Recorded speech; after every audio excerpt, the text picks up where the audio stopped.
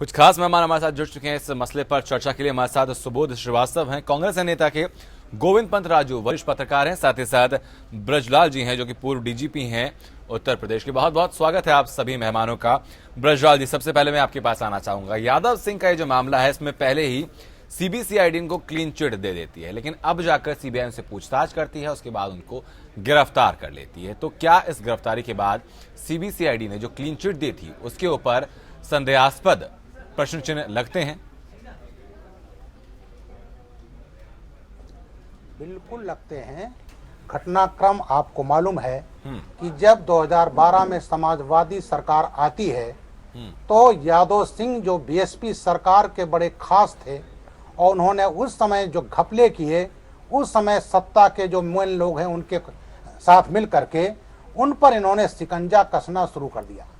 यादव सिंह के खिलाफ नोएडा अथॉरिटी ने मुकदमा कायम कराया और उस मुकदमे की विवेचना सीबीसीआईडी को दी और सीबीसीआईडी उसके पीछे ऐसी पड़ी कि उनके खिलाफ रेड कॉर्नर नोटिस इंटरपोल से जारी करवा दिया।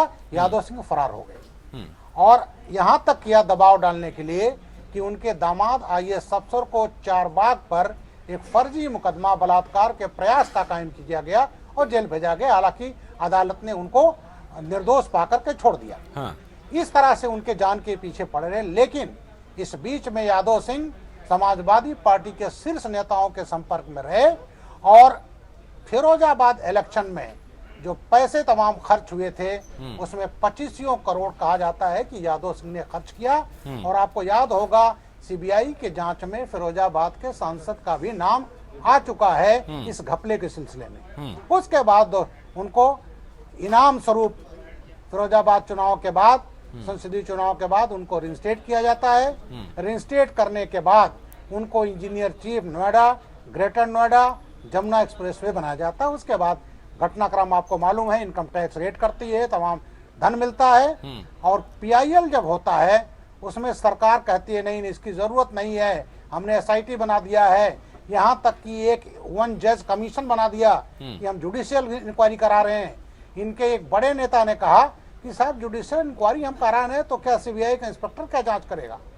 और उसके बाद इलाहाबाद हाई कोर्ट ने जो उसमें दिया सीबीआई का आदेश जांच करने का, उसके बाद सरकार ने एक जो है इन्वेस्टिगेशन सेल बना दिया और कहा कि सीबीआई जांच की जरूरत नहीं है और ये सुप्रीम कोर्ट में चले गए।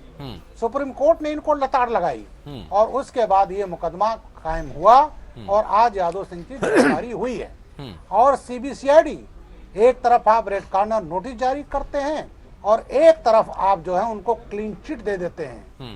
तो ये सत्ता के दबाव में सीबीसीआईडी ने काम किया है और इसमें सीबीसीआईडी की जो अधिकारी हैं उनका भी ये सीबीआई मैं समझता हूं तय करेगी कि इनको बचाने का प्रयास यूपी की सीबीसीआईडी ने किया है राजनैतिक दबाव में। अब इस गिरफ्तारी के बाद जो असली हैंडलर हैं उनका नाम आएगा।